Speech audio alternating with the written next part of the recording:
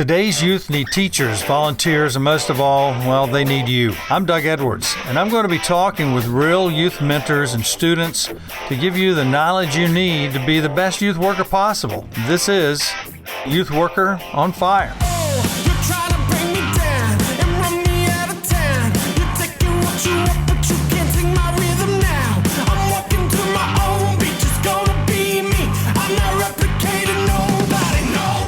Hi, I'm Doug Edwards, and this is Youth Worker on Fire. And today I have a very good friend, special guest with me today, Don Levonius. And Don and I go back a ways and met when he was a part of the church that I was pastor to students and families. And that's how we met. And the first time we connected was actually at a place of his employment. And we'll talk about that for a minute. But Don, catch us up a little bit. You're a consultant now. Tell us what kind of consulting you do and why. Great. Well, thank you for having me here today, Doug. Absolutely. Yeah. So I'm principal consultant with Victory Performance Consulting. I'm so fortunate. I get to go to different companies and meet with usually the leaders. And sometimes I provide training and sometimes not, but it's always around performance. And it's been a current theme in my life from back when we spent some time at Disney together. But it's all about, getting people to do what they're supposed to do as well as they can do it. And it's productive for the employer, obviously, but it's also gratifying for the employee as well. So a lot of times I'll go in and find out whether people know what's expected of them or whether they've got the resources and the time and the staff to do what it is that they're supposed to do. And then I focus on the morale. And, every one of us, when we go to work, we've got this discretionary effort, and we either give it to the organization or we don't. And often when employees aren't happy or they don't feel resourced or appreciated, then they kind of hold back some effort. So I do that full time now, just loving what I do. Well, tell me about that. Tell me about ethics is one of those areas. Correct, yeah. And then the morale. And so give me a little bit on the ethics side. How did that all end up a part of your life? Right. And your focus and now your business? Okay, so I'm the son of a cop. My dad was in law enforcement for 23 years, and for reasons we don't need to talk about now, I decided not to go that path. But I got into private security early in my career, way back in 19... Yeah, exactly. And it was a while ago, right? Yeah, and so, exactly. What I found is I really like to figure out why people do sometimes not what they're supposed to do in the workplace, and it's called deviance, employee deviance. And so I spent a good number of years catching people doing bad stuff. And what I realized was, as relates to youth and even adult employees, is that it would be naive of us to oversimplify a topic like ethics. What I discovered is that often good people do bad things for what they think are good reasons. Mm-hmm. Yes. But they've just kind of rationalized it. So I focus a lot on that and help organizations turn around the performance of their employees with regard to ethics as well. Sometimes it's a leadership issue, sometimes it's not, but love doing it. Just yesterday, you were telling me that, I believe it was yesterday, that you were speaking to a group of deputy sheriffs. Is that right? Yeah, so I do training for the Attorney General's office. Okay. And we do a lot of training with law enforcement of all different types and stripes. And so one of the things that we help them learn, and this happened to be a class for school resource officers, and we help them understand that, especially teenagers, they're going through a period of experimentation and exploration, and so they're going to do things that they're not supposed to do. So how do we kind of safety net them so that they can experiment without, getting into things that are going to harm them or harm others? So those sessions are all about helping people who work with youth recognize that good people do bad things, and we can't or shouldn't condemn the person, but just reset expectations and redirect them toward doing what we prefer that they do. Who are the influencers in your life in your teenage years? Yeah, so obviously my mom and dad. From my dad I learned work ethic.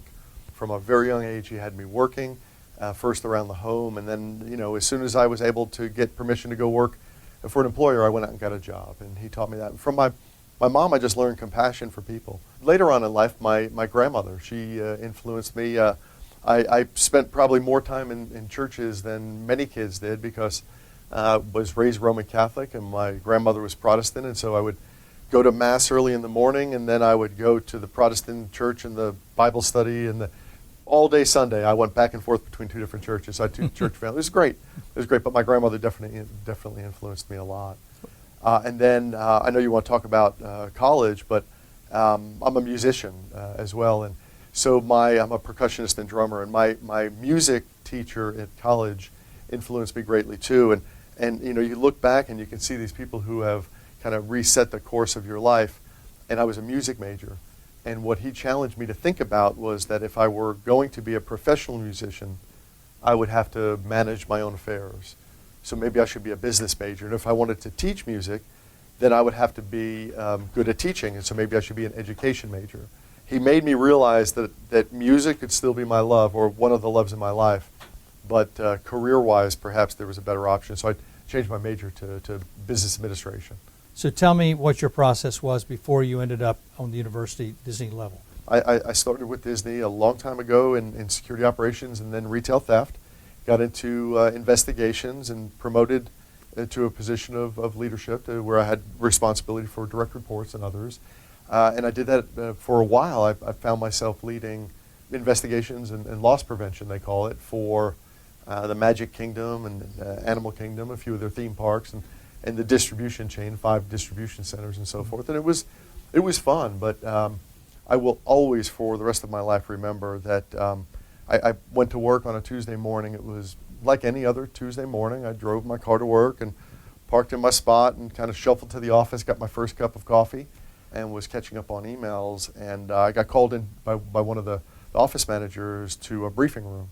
Didn't even know what was going on, and they called me in, and we had a bank of TV monitors on the wall at the time, and they were on the major news networks, and we had a lot of closed circuit TV, and they still do. And I immediately recognized the icon that I grew up with in the skyline of New York City, the World Trade Center, the Twin Towers. Mm-hmm. And obviously you see where I'm going. It was a Tuesday morning unlike any Tuesday morning yes. ever. And so as I went through a whole range of emotion in a matter of minutes, it dawned on me, oh, wait a minute, I'm responsible for protecting this property and all the people That's here. why they had you in.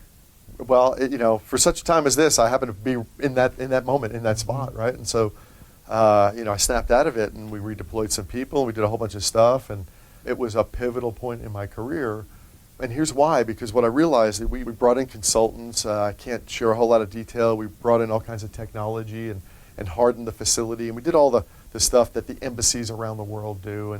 But the difference was, or the concern that I had was that regardless of the equipment that we bought or the technology that we installed, it all came down to human performance. Mm-hmm. And so I spent a couple, maybe 3 years overseeing the anti-terrorism and loss prevention investigations training. After having trained people to do that for a number of years, I realized that my new love, career-wise, and my new passion was to help people do what they're already doing, only better. Mm-hmm. So I must have not messed anything up, because Disney asked me to lead training for their transportation division. And so really cool period, monorails, buses, ferry boats, yes. all the little watercraft, right? Yeah. So on a stressful day, I would go out and pilot the monorail for a few laps, or captain the ferry boat across the lake, and it was a lot of fun. Gave you a mental release. After doing anti-terrorism stuff for a couple of years and training against the worst case scenarios, mm-hmm. which fortunately have not happened there. Mm-hmm. It was definitely a release to see all the little kids get on the ferry boats and in the monorails, and to be in charge of training folks to do that. And beyond that, then I was promoted again, and I led training for the 25 Disney resort hotels that are Disney owned on the Orlando property. Yes. That ultimately led me, that was a part of Disney University, and that ultimately led me to lead training for the college and international college programs. It was people wanting to do well, needing to do well to perform, whether it's making an ice cream cone for a guest or making a bed as a housekeeper, to executing against defending that property, or as we used to say, protecting the magic against terrorism. It's all the same thing. It's how to motivate people, how to energize, equip, and train them to have an impact. And to see themselves as having more than a paycheck or more than a degree. Absolutely. They were seeing that there was purpose in what they were doing, Absolutely. no matter what they were getting. Yeah, They absolutely. were giving more than they were getting. Yeah, and I think that's especially true, and I'd love to hear what you think, but I think that's especially true of the emerging leaders, the younger generation, the up-and-coming generation. It's about relevance, and so internationally, certainly here in the States, the volunteerism of the millennial generation, or Gen Y, is greater than we've seen in previous generations. And so if we can kind of unlock that passion by helping them see that, like at Disney we would train people, you're not just making French fries, you're not just helping people take a seat on a ride or an attraction, you're making memories. And so I'm not going to serve broken French fries. I'm not going to serve a wimpy looking ice cream cone. I'm not going to make the bed the way I make it at my house, just well enough to get by. It's got to be perfect, because it's somebody's vacation, it's their family memories, it's in their videos and their photos. So when we elevate someone's purpose at work and elsewhere to a higher level of importance, oh man, you can't hold them back from exerting discretionary effort. They're going to want to bring it because they realize that what they do is way more important than they might have even signed up for. Yes, yes. And that was Walt Disney's, his dream, his vision, no chip paint. Right. Remember that about the carousel? No light bulbs out, no chip paint, no trash, no litter on the floor or on the ground. Yeah, he saw that in other theme parks and he thought, this is what we're not going to do. Right. Here's what, so he had a vision. He did. And the hardest thing to get across to students, to families, to adults is what our real vision is. Right. So I've been learning about vision boards. Awesome. Yeah, I don't know if you've ever done a vision board. I don't currently use them, but I've read a little bit. Yeah, yes, so. and we do that when we're getting ready to build an institution. We have a vision board. We have some kind of board to give us a plan that we're visualizing. When we create a football team, they're always about a vision board. Right. About, their X's and O's, but they're visualizing, here's where we are, here's what the end of the year is going to look like. Right. Here's what the Super Bowl is going to be like for you. And so we create that vision board. And so Walt Disney did that, and we know that very few people come away with more than 50% of what our vision really was. Right. So it's hard to get that across. Yeah. You guys were doing an incredible job of it, probably on the 75 to 80% scale of actually getting the vision inside those people. Yeah. Yeah. So let me first address, kind of Walt's approach to it, and then I'd love to share, if we've got time, what I experienced with my corporate clients. And so, Walt Disney, he and his brother Roy, they were first known for animated cartoons, right? They would not call them that at Disney, but that's what we mostly know them as. And so Walt was used to being behind the camera, directing, whether it was animated or eventually he did live action, right? He worked with animals and nature, and he did all kinds of... So Walt Disney viewed everything through the lens of a camera. And so if the camera picked it up, then it had to be perfect. And so he used the forced perspective in the architecture so that a camera would catch it, or remove the camera, the eyes of the guests as they arrive. And so I would encourage you and anyone else, next time they visit a Disney property anywhere in the world, just opened up in Shanghai, as you know, to walk through and have a new appreciation of how it's like a movie set. And so line of sight is very intentional. You walk into any Disney theme park, and you're typically not going to see the castle in its entirety until you go through that opening scene. And then you'll walk over, and it's like the camera panning, and you'll get to where you see the camera, and it opens up. And they would have a dolly with the camera on a movie, and you would picture the opening scene of Forrest Gump, an old movie but a good one, right? And so you pan, and then you see the primary focus. So we talk about vision. One of the things I notice with corporate clients is that in any organization, usually at the highest levels, you're doing the vision boards, you're talking vision, and you're talking strategy, and you're steeped in the mission of the organization. You know all these things. Yes. And strategic decisions, you've got to get capital expenditure approval. And so 6 months, maybe a year, you're living this. You're up all night, you're breathing this. the people, I like to say the people who do the real work, the people who are in middle management and running the operation or the school or whatever it is, they're not seeing what the board and the directors and the C-suite and they're not even aware of what's going on. So there's a lot of time developing a vision. And then, tragically, leadership completely undercommunicates it. Mm-hmm. They might mention it once, or they'll allude to it, or maybe they'll do the big reveal and they'll unveil the new vision. And this is what we're going to do. Yes. And then they move on.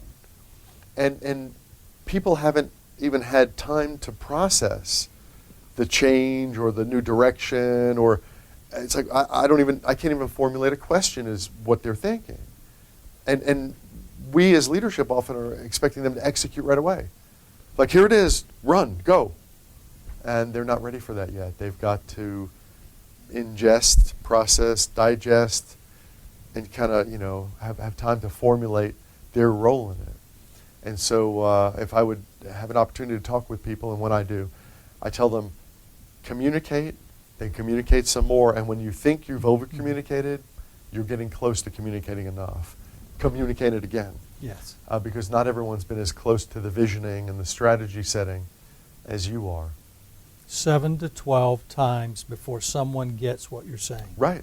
7 to 12 encounters. Good use of broken record technique. You Yes. said it twice. Yes. You're helping me. Thanks. There you go. But it's true. It's so true. Tell me about your professors I was very impressed with the professors that you hired Mm-hmm.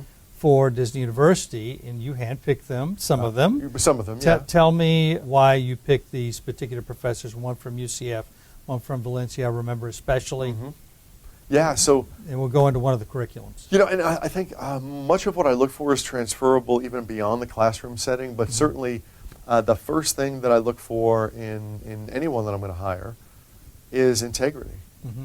And so I would say integrity and authenticity. And what those words mean to me is, are you a person of character? Can I trust you? And are you who you tell me that you are? So integrity, can I trust you? Are you a person who follows through, kind of walks the talk? And authenticity, are you truly that avatar of yourself that you present to the world? And that's the number one. That's like I guess like a litmus test, because if I can't trust a person, then I don't know that I want to pour my life and my heart and myself into that person, because I'm going to be guarded. I'm always going to be at arm's length, and I want to be transparent, and I want to be authentic. And I can't, or I have a harder time being transparent and authentic with a person when that trust level isn't there. But that's kind of a low threshold. Like, if you can't scale that, then I'm not even going to look at the other things. The other things specific to the classroom, which I continue to do when I hire folks even outside of the classroom, is I'm looking for professors, instructors, facilitators, and leaders who have the heart of a teacher. And not every one of us has the heart of a teacher. No. And honestly, I look for accountants and lawyers and others to support my business, service providers who have the heart of a teacher, construction workers who have the heart of a teacher, because I'm gifted the way that I'm gifted, and I'm okay at some things, and I'm terrible at other things. But I often want to learn enough so that I understand those things. And if someone doesn't have the patience to explain it 7 to 10 different ways until finally my light bulb goes off and I get it, then they're not good in a classroom. They're not good influencing people in the workplace and beyond. Yes. So you've got to have the heart of a teacher. I'm looking for people, they've got a lesson plan, of course. So they come and they've got the curriculum, they've got the lesson plan, they know what their goals are for the day. But if current events took the minds of the students in a different direction, if something that occurred within the community of the student body or the community of students elsewhere is distracting them from the curriculum, then that's where we need to go. We need to go where they are, not just literally, but mentally, emotionally. We're getting the whole person. We're getting the whole student. We're getting the whole employee. And so you've got to have the heart of a teacher so that your primary focus and your primary goal is always doing that which is going to resonate, influence, and impact the mind, the heart, the attitude, and the behavior the competency is what we'd say, right, of the person that you're wanting to influence and teach. And so it's not my way of teaching. It's not, I already said it. It's not all auditory. It's not all visual. It's not all kinesthetic. It's a combination. It's not all affective. It's not all cognitive. It's a combination. And it's not all my lesson plan or what the students want to talk about. It's a combination. And it's highly contextual. It's highly situational. And so when I would hire people, I'm looking for that they get it. That, it's not about them. It's first and foremost about the student. I think there's nothing more important for youth workers, for teachers, for pastors, for leaders. There's nothing more important for parents. There's nothing more important than to influence the emerging generation. Ultimately, that's our legacy. Passing it on. Absolutely, that's our legacy. And sometimes I'll do sessions on multi-generations in the workplace. And those are always fun because often the older folks in the room, and they'll complain that, well, these young kids, they expect everything for nothing, and there's this entitlement, and I'll let them vent a little bit. And then sometimes with the younger generation, they're like, well, the older folks, they're so old school. And then I ultimately bring them to a point to realize the older generation raised the emerging generation. Yes. So if we don't like the way that the generation has turned out, it's on us. Yes. When I finally get to that point where I can sit on my porch in my rocking chair with my coffee and just retire, I don't know that I ever will fully, but I want to look back in my rearview mirror and I want to see my own kids and other people's kids thriving, being productive, making positive change in the world, doing things for other people, because ultimately that's our legacy. It's not what I did. It's what people will do after I'm gone. That's my legacy. That's what the greatest thinkers and people of our time as well as in the past thought of. Yeah. The ones who are the greatest. And that's in my studies of leadership and educators and dream builders. Right. Those guys are not thinking of what it will be in my lifetime. It's what it will be in 3 lifetimes away from me. Right. What's out there. Right. Far beyond me. And so tell me about this one study, because, pastor to students and families, still volunteer on public school campuses. Right now I'm chaplain at Lake Sumter State for the baseball team. Okay. So I like to stay in all those areas, but because of what my faith affiliation is and where I go with that, it was unique to me to see the 5 love languages being taught as a course study in a business university at Disney, but how it absolutely was the perfect fit. So tell us why you did that and what the effects were. The 5 love languages is marketed and often used as a Christian program, and that's its origin. It's filled with truth, and so it works. And so we used it within our team, and we used it for the students as well, just really to help people recognize that not everyone's like me. God forbid if everyone were like Don. That would be horrible. I wouldn't want to live in a world like that, right? And so we've got complementary personalities and behavioral tendencies and love languages.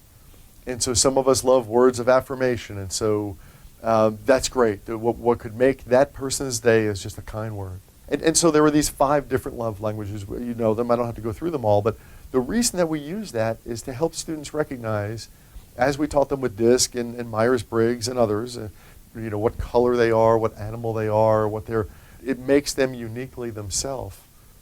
We help them learn to interact in a world that is not like them.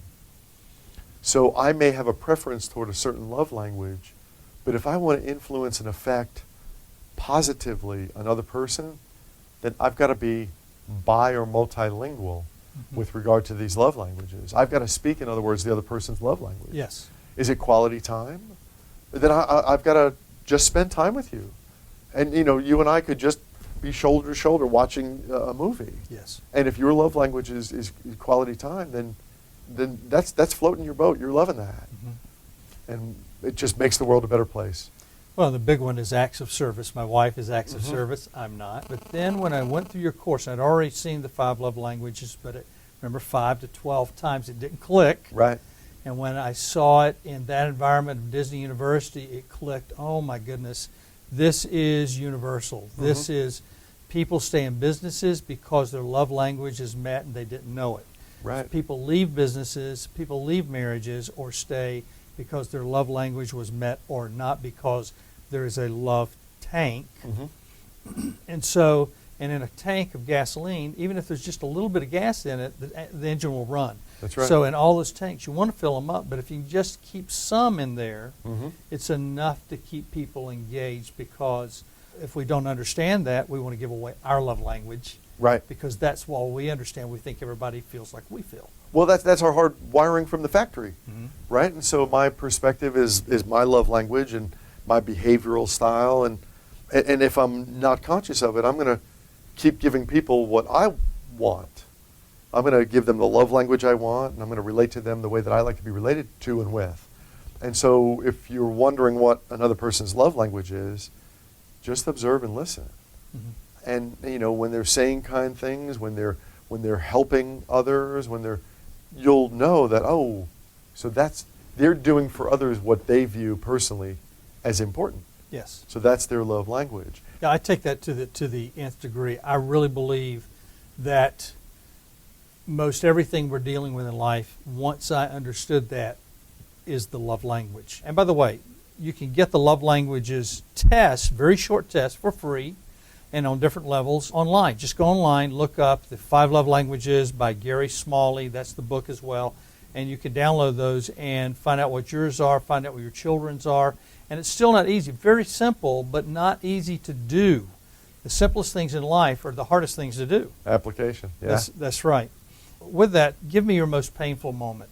Tell me about when things came down at Disney and all of Disney's structure changed and it ended up affecting you. Tell me what happened. Yeah, and how painful it was. It was horrible. Thank you for bringing a conversation there. But so in 2009, the economy was not doing well, and so decisions were being made, and I was part of some of the decisions about eliminating positions, and we were doing a strategic downsizing. And what I didn't realize was that as I was in rooms thinking about what positions we could do without, that there was another meeting going on thinking about positions that could be done without at my level. And so I came in on a fateful Friday and was called into an office, which is always concerning, and saw my vice president in there, which was concerning enough. And then I saw a senior leader from HR in the room. I kind of saw where it was going, and I was laid off. You know, one of the things I realized was that I had service awards. I don't say that pridefully. I mean, the company acknowledged performance, and I had a Lifetime Achievement Award, and I had a service plaque, and I had some other kind of ego type things in my office. Yes.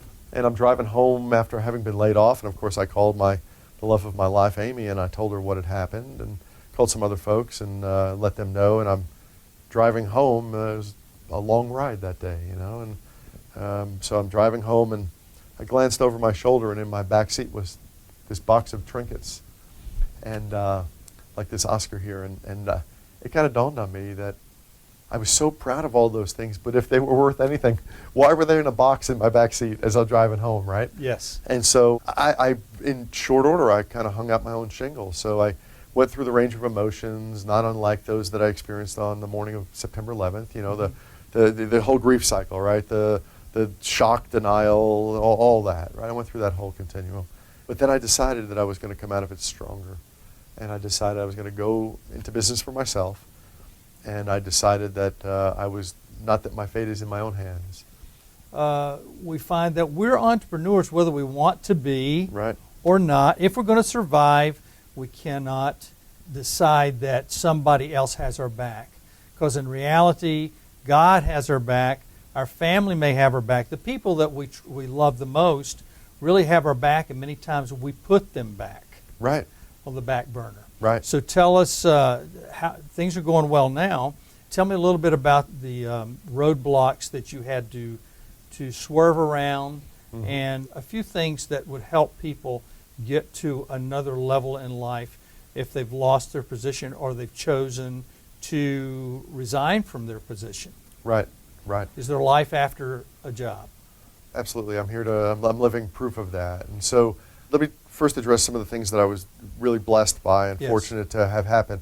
Then I'll address the roadblocks. It'll make more sense. And so one of the things that was a huge advantage to me was that of the 2,500 Disney employees who were laid off, many of them came from learning and development and organizational development. And so these were my contemporaries, these were my peers, some of them were my direct reports. And these are people who were all about employee performance, all about training people, whether it was technical skills or leadership skills, and optimizing an organization so that it performed well. And so I, without realizing it immediately, I had this group of people that I could subcontract work to and who could hire my services once they stood up their own consultancies. And so many of us never went back to corporate employment. I've got a network of 12 people that I work with on a fairly regular basis, 3 that I did a major project with for a regional retailer, and 2 others that I continue to work with almost on a daily basis, certainly a weekly basis. We're on the phone all the time, and we job out work to one another. So if they book a client who wants, killer training like only Disney used to provide, then they'll pull me into their project. If I book a client, then I'll pull them into my. So that was a huge blessing. Mm-hmm. The roadblock that I hit immediately was that I went from, operating full bore with a salary to, in my mind at least, having nothing. Mm-hmm. Mm-hmm. I had no infrastructure, I had no clients, I had no contact lists, I had no products that were marketable, I had nothing. And I wanted to stand up a business, and I did, but I was immediately up against, okay, so what do I sell? I guess I have to develop my products. Well, who are my clients? I guess I have to figure that out. And how do they know I exist? Well, I guess I need a website and other things. So I started from scratch. Yes. And so here's what I would tell people like us who are loving their jobs and feeling secure in the positions and perhaps working for leadership who eventually doesn't recognize that. And in my case, they released me, or God released me, depending on how I prefer to look at it. In hindsight, I would have stayed there forever, and God had bigger plans for me. So God released me from that, and you released yourself from your situation as well. What I would say to people like us, who are loving their jobs, or maybe not, or in their jobs, is that I think everyone should have their own thing. Whether that's a multi-level marketing or a small business on the side, a tutoring business, a childcare babysitting business, a pressure washing business. It doesn't matter what it is. Everyone, I believe, should have something else going on. Mm-hmm. And that, if someone would have told me that back when I was at Disney, I worked long hours, long days there. Come on, they're going to need me. They're going to want me. Well, that, and I also would have said, "You're nuts." Mm-hmm. Like, I'm going to do that in my spare time? Mm-hmm. Like I'm going to, I'm going to sell makeup and I'm going to sell, vitamins, and I'm going to sell Tupperware. I'm going to do these things. Like, I don't have any spare time. How am I going to do this? Mm-hmm. Mm-hmm. And what I would say to people is that starting from nothing in a period of transition is frightening and very, very difficult. Yes. Having something already up and running, even if only the infrastructure is there, mm-hmm. Mm-hmm. even if you've only got 2 or 3 people selling who tier up to you, and you're not doing a whole lot of retail stuff yourself, even if you've only got a few things going on, have something going on so that in a moment's notice you can shift your focus and your time and your energy toward that other thing that may have been sitting relatively dormant for a while. Yes, yes. Had I done that, I would have fared much better. Yeah. And so now again, I think back to my grandmother, don't put all your eggs in one basket. Mm-hmm.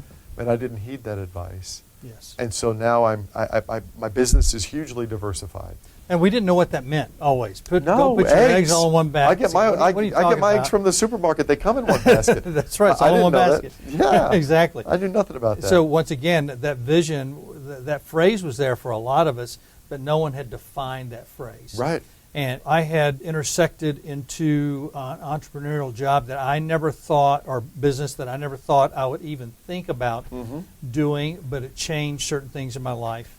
And I'll say this to youth workers, always have a way to monetize your position for your family that is over and above. There's a I like Johnny Lee Dumas with Entrepreneur on Fire, E on Fire, and Life on Fire with Nick Unsworth. I didn't know much about podcasts at all until about 2 months ago, and now this is what we're doing. Right. Yeah.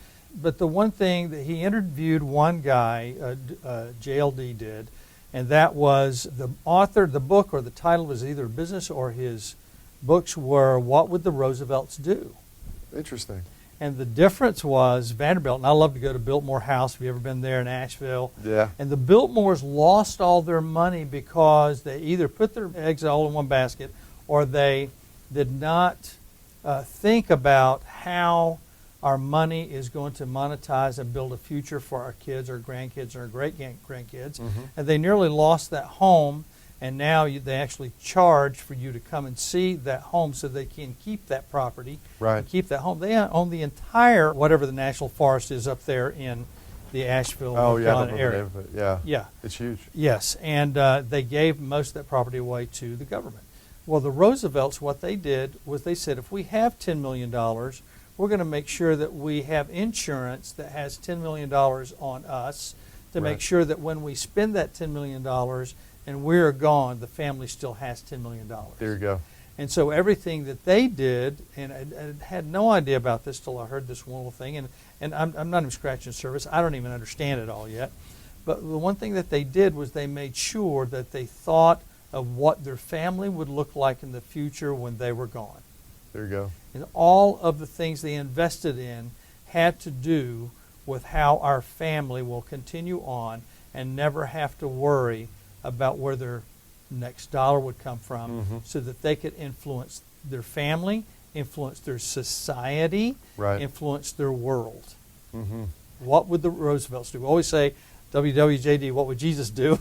They're going, what would the Roosevelts do? There you go. So tell us how people can get in touch with you to solicit your services in these areas. Yeah, sure, I appreciate that. So my website is victoryperformanceconsulting.net, and I'm very active on LinkedIn. You can also reach me there. We've got a company Facebook page as well. You might check out what's going on there. And our Twitter handle is @VictoryPerformC. So just if you type in Victory Performance Consulting, we'll come up. We're pretty active on Twitter as well. I welcome phone calls as well at 352. For those outside the U.S., it's 1-352-978-9736.